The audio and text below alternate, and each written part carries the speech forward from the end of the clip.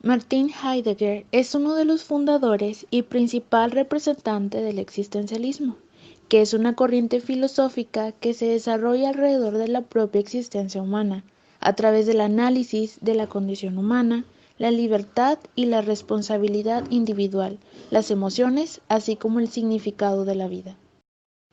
Heidegger es un filósofo nacido el 26 de septiembre de 1889 en Meerskirch, Alemania, bajo el régimen nazi.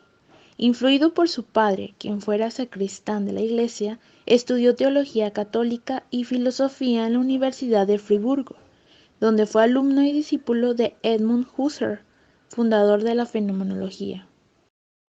La fenomenología asume la tarea de describir el sentido que el mundo tiene para las personas, por medio del método fenomenológico, que examina todos los contenidos de la conciencia para determinar si son reales, ideales o imaginarios, y posteriormente suspender la conciencia fenomenológica, de manera tal que resulta posible atenerse a lo dado en cuanto a tal y describirlo en su pureza.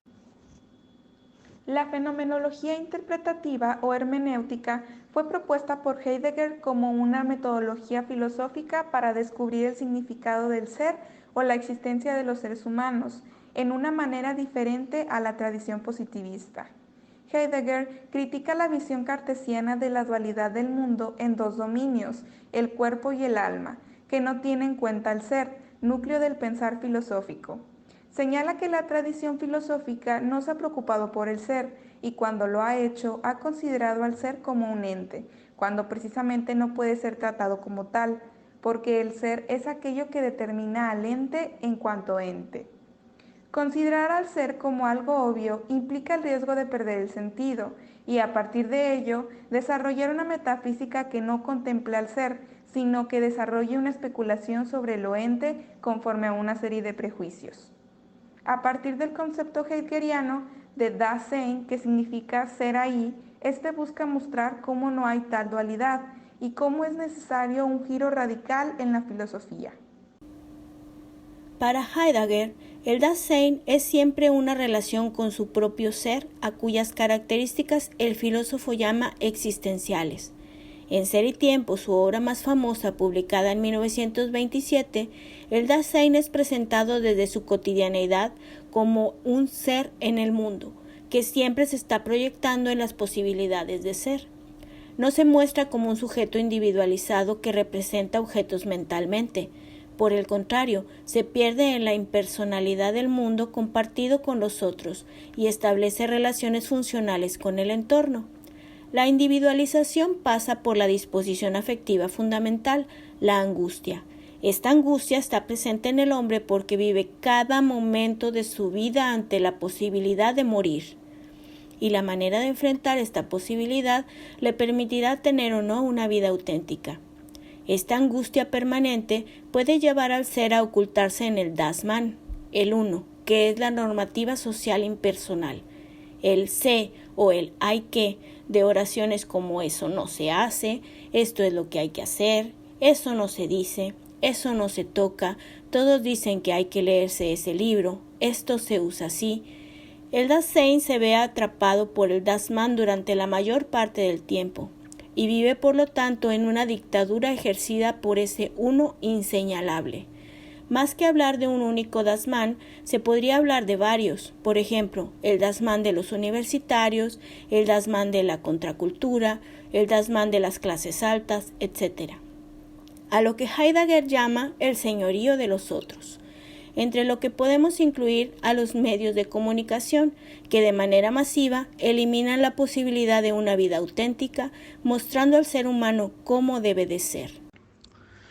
Nuestra propia existencia encarna una determinada representación e interpretación del mundo. El ser, el lenguaje y tiempo, y nuestro contacto con las cosas está siempre mediado por prejuicios y expectativas como consecuencia del uso del lenguaje.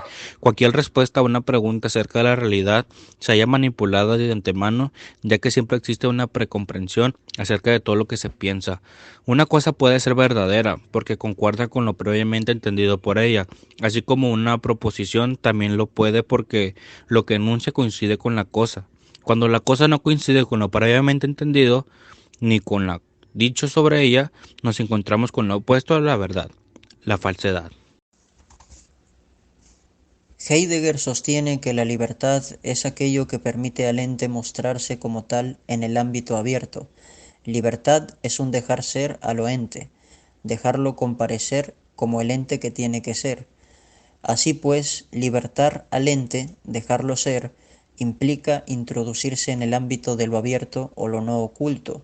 La verdad tiene que ser concebida como desocultamiento y la libertad como un exponerse en el desocultamiento de lo ente.